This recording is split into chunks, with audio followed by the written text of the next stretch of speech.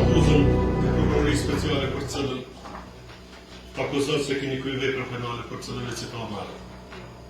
Se ke kuptu? Deklarojmë pafajshëm, kam vetëm një kërkesë nëse mund të ecim pak shpejt me gjykimin nga se më shkakton një dëm shumë i madh. Seanca e parë në gjykatën themelore të Prishtinës për Klodian Allajbeun, Ekrem Llukën, Korab Llukën, Igli Larashin dhe Edlira Malajn u zhvillua të njëjtën. Ata akuzohen për falsifikim dokumentesh dhe pastrim parash përmes një skeme mashtrini me dokumente të falsifikuara të paraqitur në administratën tatimore të Kosovës. Sipas akt akuzës, 5 banderit vepruan pasi kuptuan që po hetoshin nga ATK dhe Prokuroria Speciale. Mbrojtja kërkoi kundërshtimin e provave dhe rrëzimin atë akuzës, por gjykatësi Veseli Ismaili deklaroi se ndryshimet ligjore nuk e lejojnë një shqyrtim të tillë. Edlira Malaj fillimisht deklaroi se nuk e kuptonte atë akuzën, por pas konsultimit me avokatin e saj pranoi se e kishte kuptuar, por ajo u shpallë e pafashme.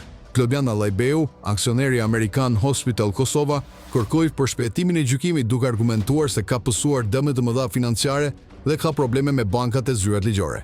Atë akuzën e kuptova, deklarojmë pafajshëm, kam vetëm një kërkesë nëse mund të ecim pak shpejt me gjykimin nga se më shkakton një dëm shumë i madh. Deklarojmë kam mbi 4000 punonjës, nga të cilët 800 janë në Kosovë. Me një akt akuzë është ngritur mbi bazat e fasheteneve të kështu. Unë kam probleme me bankat, kam probleme me zyrat juridike jashtë dhe jam në një super situatë problematike. Sipas prokurorisë speciale të akuzuarit përdorën dokumente të falsifikuara për të justifikuar transakcione të dyshimta financiare që kapin shifrën rreth 3 milionë euro. Ata kishin falsifikuar kontrata shitblerje për fshirje një marrëveshje me Med Brands KS dhe American Hospital Kosova, donse në atë kohë Med Brand KS nuk ishte i regjistruar. Gjithashtu dokumentet të falsifikuara ishin përdorur për të fshirur një pagesë prej 1.5 milionë euro dhe për të legalizuar transakcion të palishëm.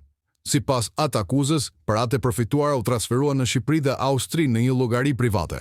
Të panderit ngarkohej me fshehjen e burimit të fondeve dhe përdorimin e tyre për blerje pronësh dhe transaksione financiare të tjera, duke i paraqitur si të lishme. Ata kanë 30 ditë për të kundërshtuar atë akuzën.